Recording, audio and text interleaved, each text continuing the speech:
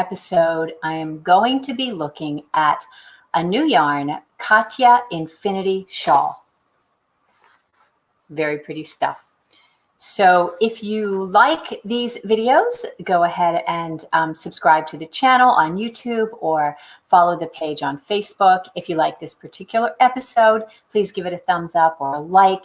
And if there is anything that you would be interested in having me chat about or look into or review, please put a note in the comments and let me know. And I will do my very best to get all the in-depth information about that particular yarn or needle or pattern or product or whatever it is that you are interested in. Whoops. Okay. I am live, right? I'm not sure exactly what you guys caught. My system said that I was not live. They were having a problem. Anyway, in this episode of the Crazy For You podcast, we are going to be talking about Katia Infinity Shawl, which is a beautiful, new to us yarn.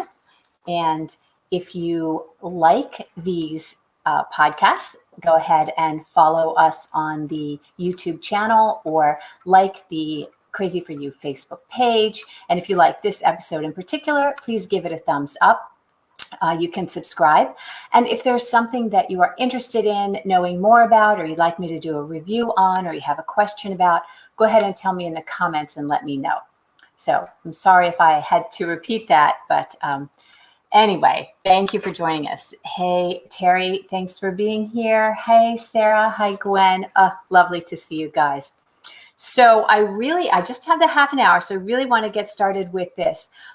This is a beautiful new yarn from Katia.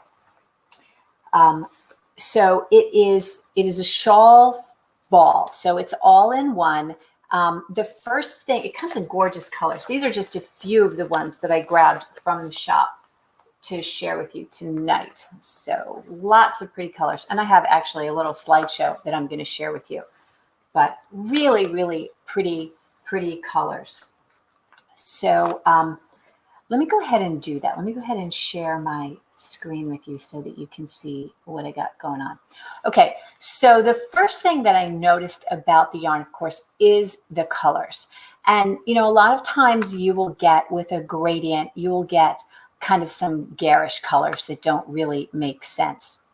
But I think all of these colors, they very much are in the fashion lineup. So what I did was I put together, I pulled all of the Pantone colors from this season, and I pulled the ones that that show how this particular yarn kind of is responding to the colors in the Pantone color report. So this first one, of course, is my absolute favorite. This is a mauve, taupe, and cream. And I took this upstairs and I held it up with almost everything in my closet, and it went perfectly. So I just think it's important to note that these are fashion colors. These aren't like they're not clownish or garish. So let's move on. This is another one. This is a scarlet, navy, and purple, which I think is really pretty. That's this one. And this one has this new green and this cream in it. This is a new color on the Pantone this year. Hi, Eveline. And this one, I mean, these are pulled right from Pantone. So this is one that if you wear, if you wear a lot of olive, or if you know it if you're in autumn. So this would be kind of a very pretty autumn colorway. Goes perfectly with those two that are from the Pantone. And then this one again with that green and then this sort of brick color. So very nice stuff. So anyway, and this is the one that I actually used to do my my review. I pulled this ball, and this is the one that I actually swatched. So again, these colors, they look sort of like, But, you know, if you look at the Pantone, these are the colors that they're sort of showing together. And I think that gold really kind of makes it pop. So that's really pretty. Okie doke. So the first thing that you're going to notice after you stop looking at the colors is the texture of the yarn. So this is a single ply yarn. It is very, very soft. It is just so beautiful. And that's because it's a merino wool and it is a single ply. So single plies have a different kind of hand. You know, they have a much softer hand than something that's plied. The downside is that they are just slightly uneven. So you can see that versus a plied, very regular plied yarn, it's going to have a little more unevenness to the texture. And you can see that here in the loose strands. But again, the knitting of it is extremely nice. It's very elastic, very, very nice to knit with, and it feels really soft in your hands. I did knit this both with an Addi Turbo Regular and with an Addi Rocket, and both worked just fine. I did my swatch with the Addi Turbos because I had that set handy and I could just swap out the tips. So in looking at the ball band, this is the ball band. So it's a huge, generous chunk of yarn. So 656 yards. That's a lot, and in 150 grams. So for me, when I think about what weight or what gauge a yarn is, I typically will do the math and figure out, okay, how many yards per 100 grams is that? So I can sort of get a sense of what would that look like if it were a standard 100-gram skein. So that comes out to 437 yards per 100 grams. And to me, that sounds like a fingering weight, right? You get a skein of fingering weight yarn, it's usually going to have between 400 and 440 yards, depending on the spin. Of course, this is going to be lighter, of course, because it is a single ply. So it's not a foolproof method for figuring out your gauge. It's just a data point. You know, it's just one of those things that you can say, all right, so there's that. And I'm going to take that into the rest of my figuring. It is 100% wool. It doesn't say it here, but it does say it on the label. It is merino. So they can't say it on the label if it isn't true. But I think when they put it on the back, they have to just say that it's sheep's wool. And I think this is really kind of interesting. So the stated gauge on the ball is 19 stitches to 4 inches, which to me says, worsted weight, right? And their recommended needle size is US 6 to US 7. And somehow that just didn't really jive with the, this fingering weight. So obviously I'm going to have to swatch it. Other information is that it comes from Katia, which is a wonderful European yarn company. They're located in Italy. I mean, they are located in Spain, but the yarn is made in Italy. And as you know, we've talked about this in the past. Italian mills are among the best. So Spanish company, Italian made yarn. So beautiful stuff.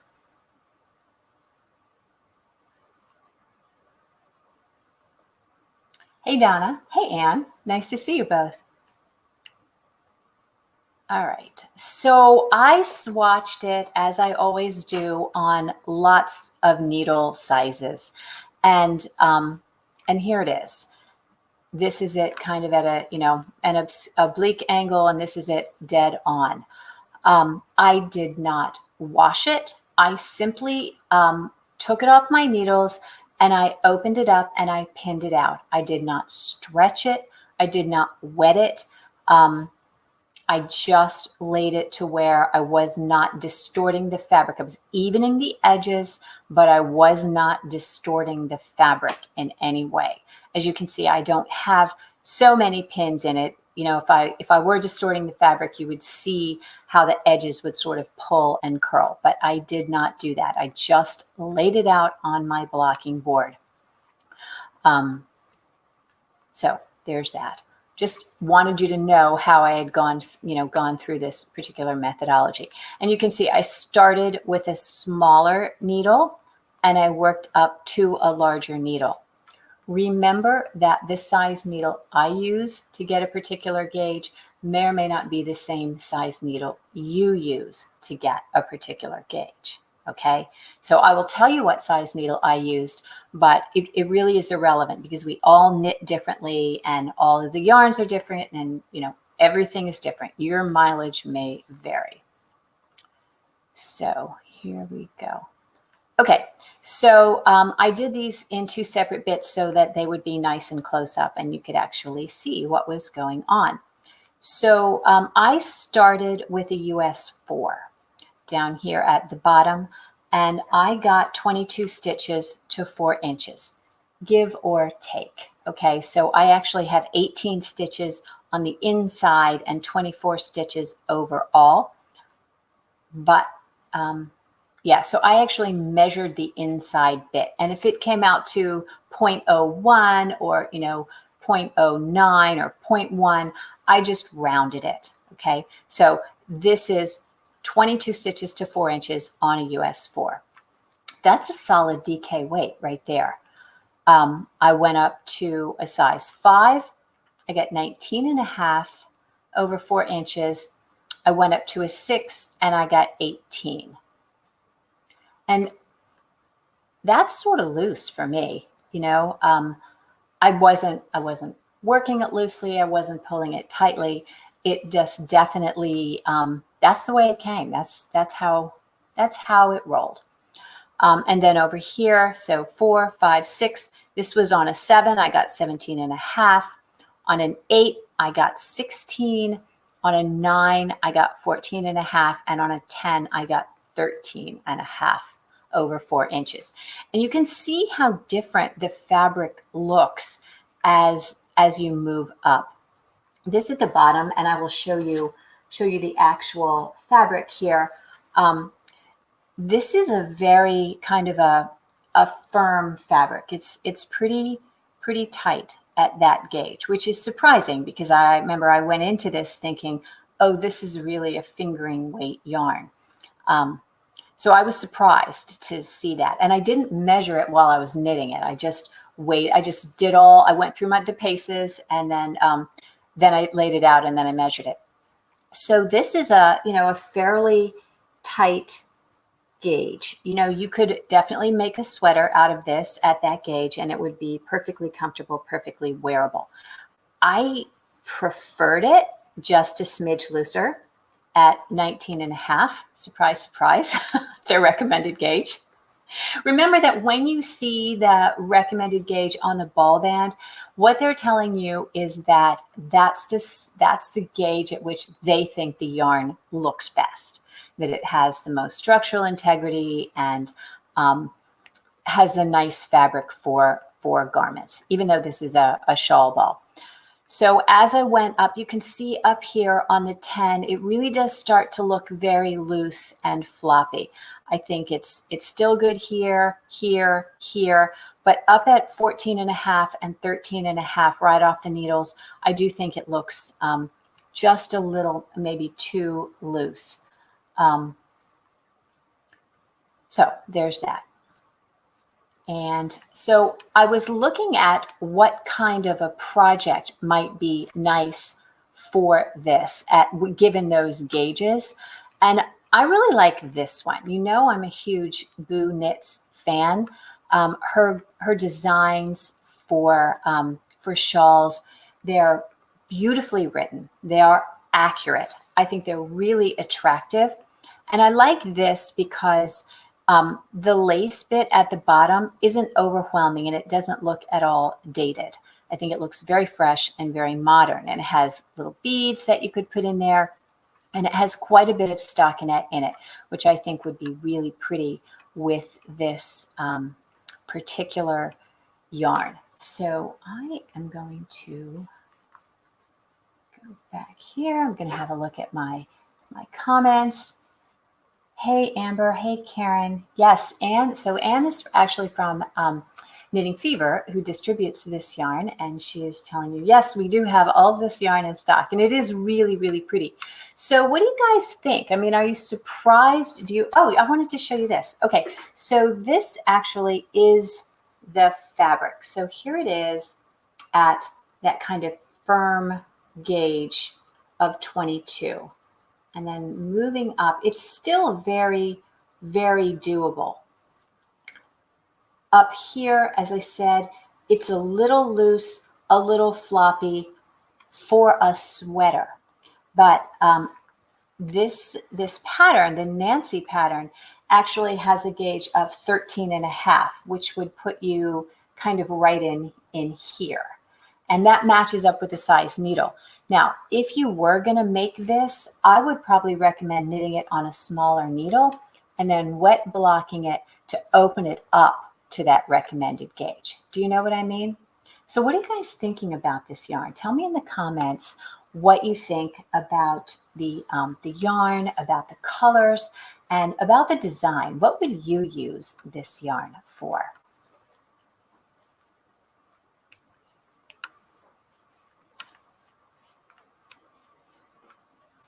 I'm just reading the comments. It's kind of fun.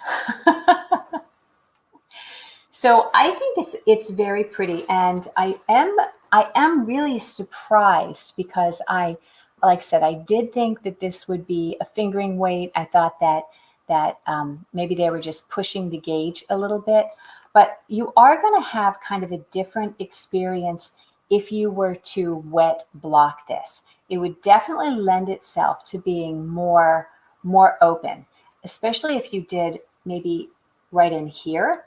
You could open this up and it would showcase these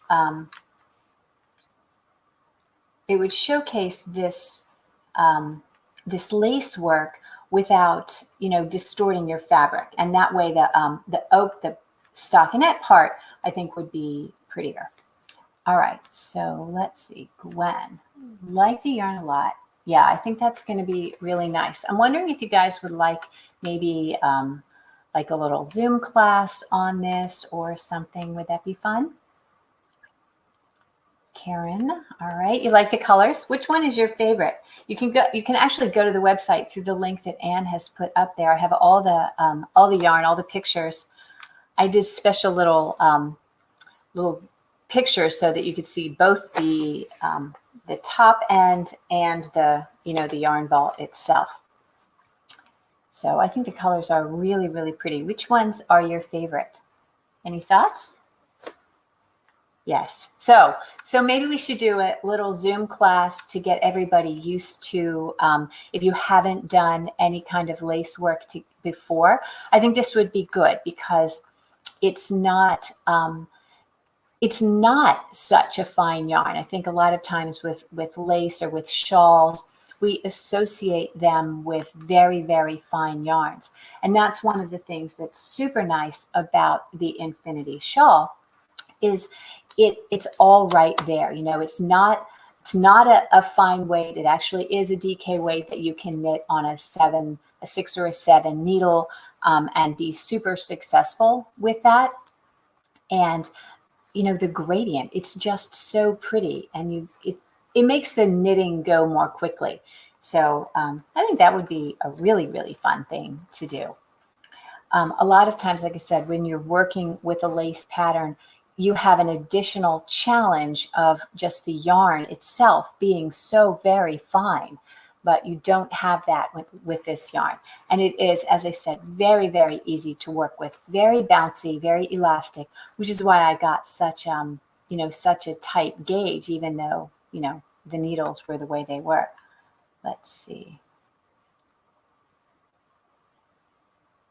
All right. Sarah, the color combinations. Which one's your favorite, Sarah? Tell me. And, oh, you like the lilac turquoise? This one? Isn't that pretty? Oh, it's so nice. And it's I think their colors are really sophisticated. Like I said, they're stylish. They're not, rainbows are really fun, but they're hard to wear. Those colors are so, I think they're just a real challenge to wear. Gwen, the color I showed first, this one, yes. You and I, Gwen, we have the same color palette. This goes with everything in our wardrobe. It's got this beautiful ivory and then a taupe and then this really nice kind of wearable, they call it mauve, but it just blends really well. And I think the brown kind of keeps it from being too sweet.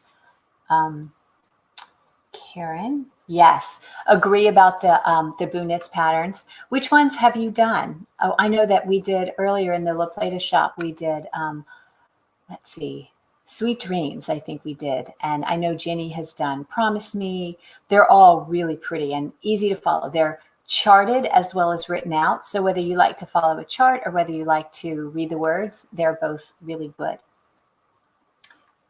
Donna, you like the mauve and cream too? I think that's definitely a favorite.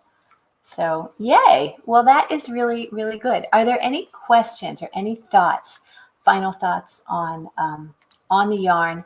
And would you like a Zoom? Well, it would be a GoToMeeting class. I would teach the tabbed cast on. I would teach the special increase that she uses at each edge. I would teach you how to bead put the beads on and how to work the lace pattern and then how to block it. I think that could be really, really fun. All right. Donna, you like the mauve and cream too. Good. Okay, so we will have to schedule that. What day of the week tends to be best for you guys for a class like that? Or would you rather have it a recorded class? Tell me whether you prefer kind of an interactive one-time kind of really in-person class, or whether you like something that's recorded that you could follow at your own pace and dive in when you're ready. I know Sarah's done that, so tell me what you like best. Hi, Karen. Nice to see you. Cream and taupe. Okay, so you're not familiar with Pantone? All right, let's see if I still have that up. I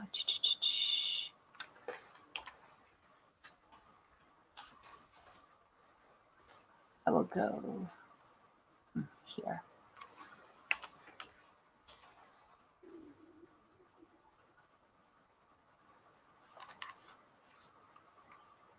Okay, all right, so let me share this with you guys if you're not familiar with Pantone. Okay, so Pantone is a color forecasting company, and if you watched the interview and the presentation that Trisha Malcolm did, she talked a lot about the Pantone color. So, like I said, it's a color forecasting company, and they go to all the runway shows and they look at the colors that are being featured on the catwalks in various Fashion Week cities, and this is what showed up for New York. And these are the little swatches that they pull. So they look at all of the different designers and they identify trends. And these are the colors that were trending for fall winter 2020-21. And what happens is that when Pantone kind of sees these, it drives the whole market. And I can't remember whether Pantone drives the colors or whether the design. Yeah, I think they just sort of see the trends, and then you know how trends are. People follow what is what's current. So if you've got all of these trends showing up in if you have those trends showing up on the catwalk, then you're going to see bags and shoes, and it's going to start to be like, oh my gosh, there's that color everywhere. And then Pantone also chooses from these trend colors a color of the year, and their color of the year this year was this classic blue. So I think that's really, really pretty. It didn't show up in these Katia colors directly, but I think you'll find that a lot of the colors sort of go with that. So that's kind of a nice thing.